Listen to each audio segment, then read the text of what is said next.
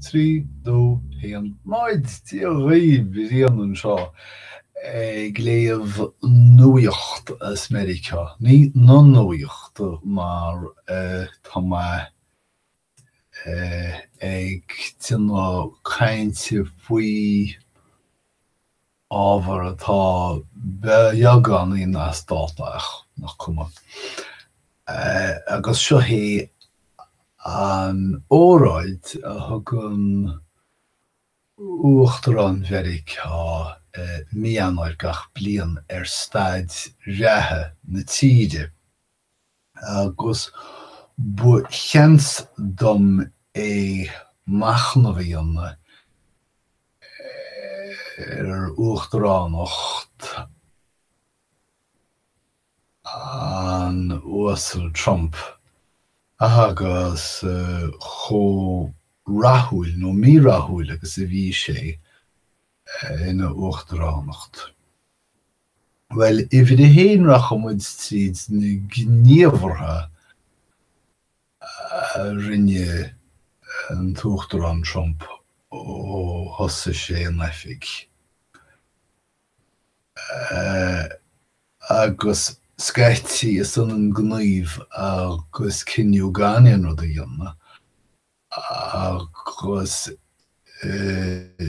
dina mé tagart an seo de Afghanistan, ní dhearna sé mórán an sin, beidir coppla céad trúpaí bhreise choristeach sin méid. Hín se an prísún gúan Guantanamo Cuba chuinneáil oscailt. Bhfuil sé gur cheart bhéadú fiú agus thug sé áirdathe do lucht na pólíneachta I Nimirce bheníos déine Inimircí míleathacha agus ghrongan Sráide. Nís go bhís domsa is beag ceangal atá idir Inimirce agus drongan Sráide a go bháin sna meáin sna drámh bheáin. Ach ní féidir a héana a chuiread go bhfuil ceangal beag idir Abramis riad Inimirce as Mheiriceá láir agus le hé déime sa trídíag drong Sráide bunathe I Guatemala más bún nach chuimhne. Níl an tú an áíre ach Cuirpí agus andóibh agus tá bunúsach san Nimirce as y tír sin agus na tír tímpeoir. Ach gutine is beag ceangal in áíre idir Inimirce agus drongannaí effecte domsa. An chóré huai tá Donald Trump tíis an cean is fearr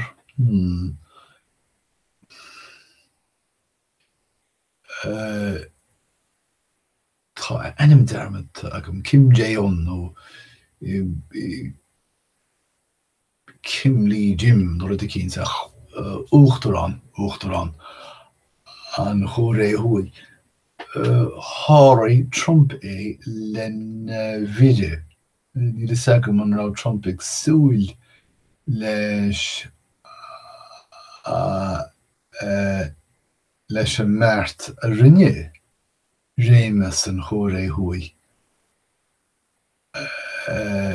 Chúir siad among córáití leis a góré heas agus seo siúil gan ambassador ag America sa chóir é heas. Ní is agam an gníomh maith nó donna é seo do Mheireachá ach go cinnte tá sé go hanmha do leithnis an chóir é. Tá an focail pinsin scríofaí síos agam anseach, ní túidem agam ceart a gceist agam.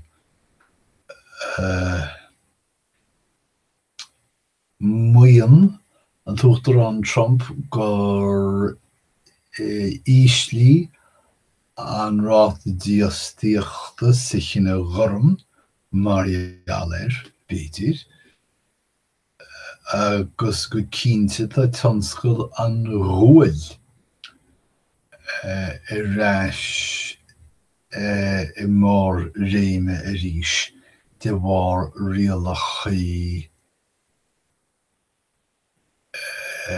Breuslan rinne Trump.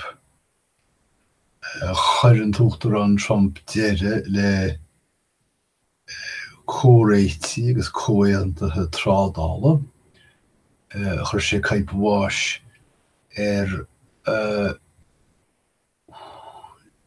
TPIP sílim an conra trádála san tíre timpeall an agéin hiúin.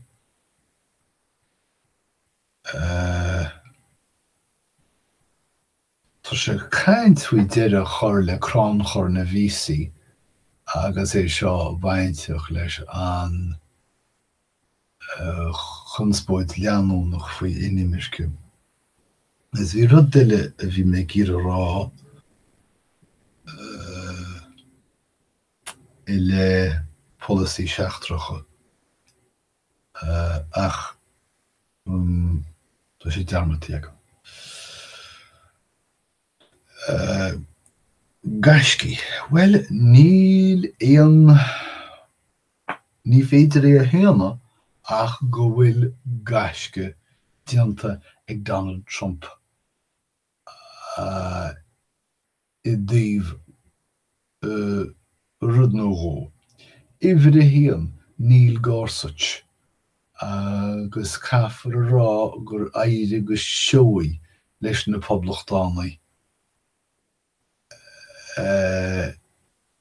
An tananúcháin sin a bhfuilliú chomh sin gur thit sé isteach I lámha na poblachtánaach seachas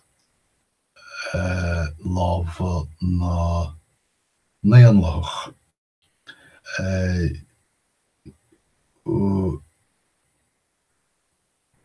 Má tá dearmad dianta agat sé Neil Gorsuch an brethimh nua sa chuairteoachtarach. Bhí Barack Obama unanimous I bheith ganim nó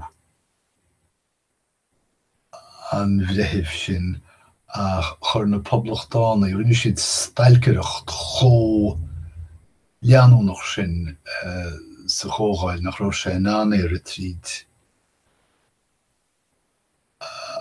agus hit an tanamnúcháin isteach I lámha na poblachtánaach.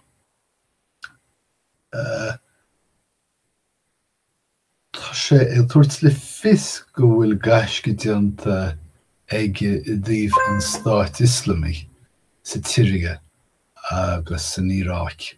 Ní féidir a héana go bhfuil gaisce éigin dianta sa tír sin ach níl mé roithínte gur leas Mheiriceá a rinne é agus gur bheith Mheiriceá a rinne é. Go cinnte gníomhaí na stáitiantathe inagh an Stáit Islami sa cheantar sin ach feictear domsa gur bíad an Rúis agus an Íráin agus Stát Bashar al-Assad sa Tíre is mó a bhain leas as bóla an Stáit Islami sa cheantar sin. an stokwarige. Rís ní léir gur bé Donald Trump an príomh fá gur áirdaí an stokwarige ach ní féidir I héanach irid gur áirda sé as crimse le bliana nús. Tionsclaíocht. Níl sé sulir go bhfuil tionsclaíocht tacaí ar ais ach tá cuidmha cainte faoi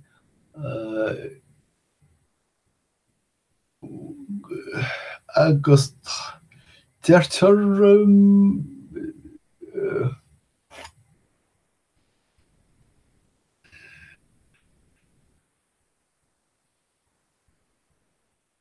tá chuid is mó de tionsclaíocht an domhan I tarlú thar lear náitiní mar tí agus in India. Dín chuid is mó mar níl airgid il mór an airgid le tilivas agus tá sé go chúfásacht an timpeallacht. Ach seo Trump ag tarint tionscal na Cruaiche agus in Éireann agus an Ghuail ar ais in America arís. Agus saolaí Americánaí iad féin mar na haibrithe macánta sin na aibríonn ag cúige chlog le tosú seall 8 hí sa míonach ag 6 mar ní cuimhneo cho dúisiúil is atá an obair sin. Ach sin scéile. Tá díostíocht titithe beganí, ní fis ar bead polisithe Barack Obama faoi deair sin, ach tá díostíocht tit an beganí. sé an gaiscis mó a rinne Donald Trump is cosúil ná an dlí cánach seo a ri tríd gógáil a laidí cáin Renault agus tionscal agus cólachtaí agus corporáití tá na péirdaí móra ag tuairt le fios gur leas na tíre atá se tá na criticí ag rá gur leas féin atá se ní fios go fóil. Bleanítar domsa gur sé téireachtaí ach tá sé anéasca domsa sin rá neacha me an tionchar an áíre.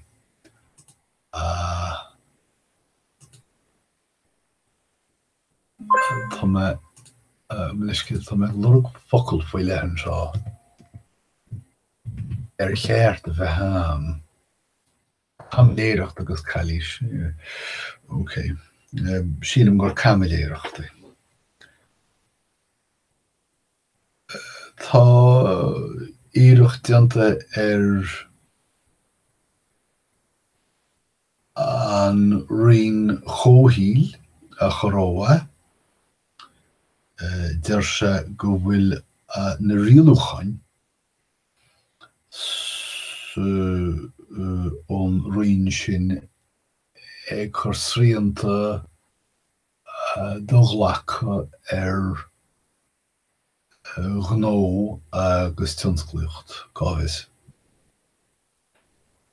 An rud a fá go amach go huile is go hiomlán non-rúis agus níl sé soléir chó mór agus a bhí tionchar na rúise sa bheachtas uachtaránachta ná cé chó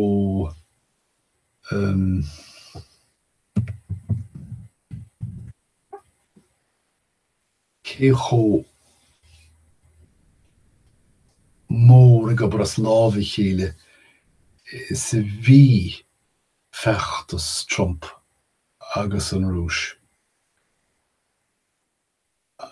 Ach de réidir chéile tá Fiosrúchan Muller ag tuairt le tuiscint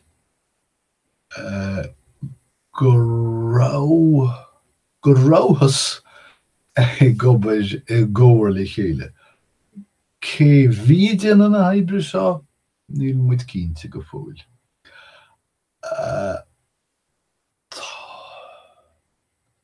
Tá sé do hachanta go bhfuil gnéas chléanna go láidir sa réimeas seo. Níl timpeall i Boston í cuachtacha ach fir bána. Tífan muid Nikki Haley an ambassador chun na náisiúntaithe.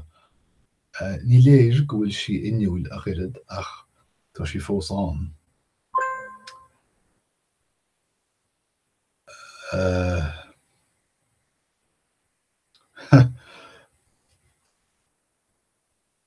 Rudí eile tá an tuachtar an Trump go cinnte tar éis an tír a scoilt ina gháile agus níor leis na tíre é.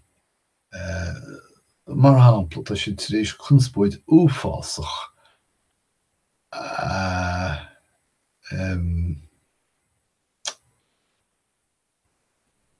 hairint ile seasamh le linn an óráid náisiúnta i glufií de chuid an NFL. Ní cheart an tuachtarán bheith bainteach lei sin. Tá sé tar éis an tír a scoilte i dtíobh úsáid na meán. Dar leis níl a lehéadán agus meán féráilte. Tá gachrod cléanta ina measc CNN, a New York Times, a Washington Post agus cábhas cinnead eile agus níl ar a hon ach Fox News. Is tá an chuidilidan dá an fearir a beanúir Fox News mar ceann na foinsí ba chléanta a riamh ach ne chud is féidir a ráfa sin. A gláráid go fóil bán agar, idir sé go bhfuil sé gíre na hairnála príomháide chu agus peblií a tharint le chéile chun bán agar na tíre a dhéisiú níl sí an síl. Agus rialachaí cearta a tharint isteach daobh nimmarcha agus drongam ní le sagam cearta geistige. Tá gach cosúlacht ar chósaí go bhfuil ehré ceart idir clósa an duine seo.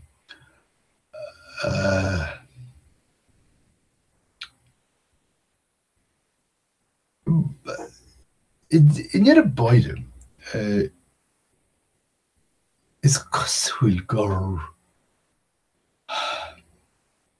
sort Amazon é Donald Trump. Leag sé síos téama na hóráide mar gascíocht. Ceap go leor. Ach an sort gascíocht a bhí geistige ná an sort gascíocht a eictir is scan an Marvel. Agus sin é rud leis an uachtar an seo marin sé ar dain fictionúil. Agus testaíonn dain fictionúil wai. Agus sin mo chuidim gur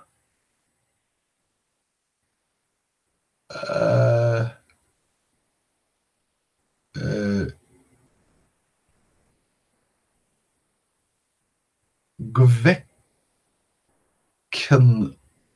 dain very ceá dó mar sír fógra telefíse do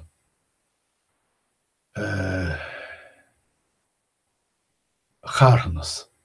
Daine tá gobar son na naine agus wathe le daine agus réid. Ach ní lá nach fógra telefíse, ní hí an éine í.